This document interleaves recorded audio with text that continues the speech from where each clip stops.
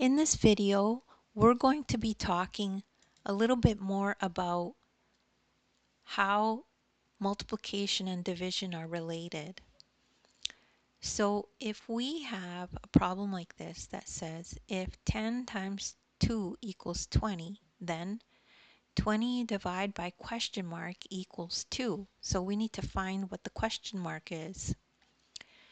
So you can think about the dots. We used models in groups and then in arrays.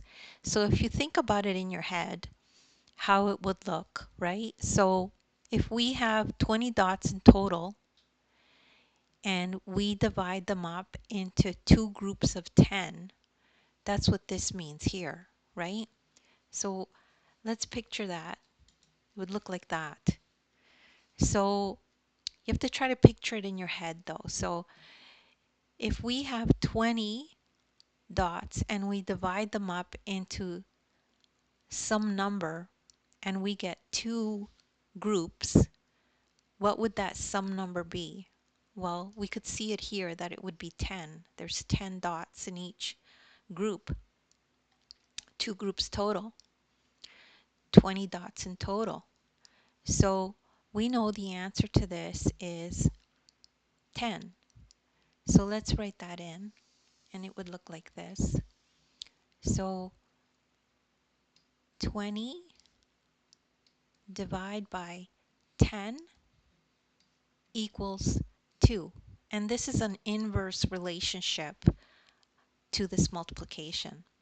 There is another relationship, another inverse relationship, but it's not the answer to this question.